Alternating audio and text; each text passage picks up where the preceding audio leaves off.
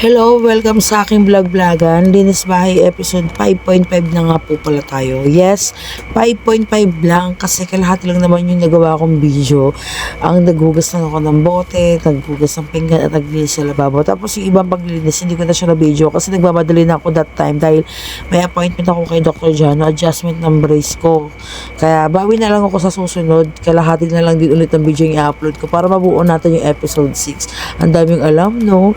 Tapos, i-share ko lang din pala sa inyo na yung panghugas ng bote ng baby ko, dalawa yan, yung isa luma, yung isa bago. Yung luma, yun yung ginagamit ko sa mga pangibang hugas ng bottle. Tapos yung bago, yun yung panghugas na ginagamit ko sa bottle ng baby ko. Wala lang, kailangan ko lang siyang i-explain kasi may mga nanonood dito na yung utak pang ipis. Ewan ko ba, bakit kailangan natin lagi magpaliwanag sa mga taong mahihinang umintindi? Diyos ko kayo, nakakaloka kayo.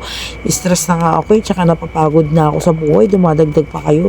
Ewan ko, 5 months ago na ako nanganak pero yung adjustment ko parang hanggang ngayon yung 5 months ago na ako nanganganak pero feeling ko nasa adjustment pa din ako. Ganito siguro pag nagkaroon ulit ng bagong baby, yung maninibago ka ulit, yung parang back to zero ka talaga.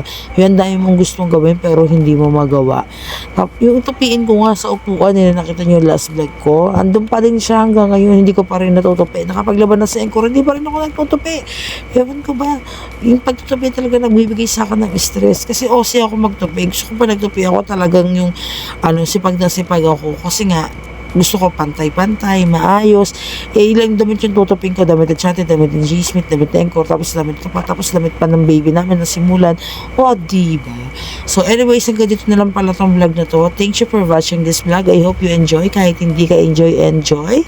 At sa TikTok account ko, don't forget to follow me, ha? Mag-check out din kayo sa mga nasa yellow basket at kung kailangan nyo kahit hindi nyo kailangan. Charot! Vlog mo ta? Vlog ka ta?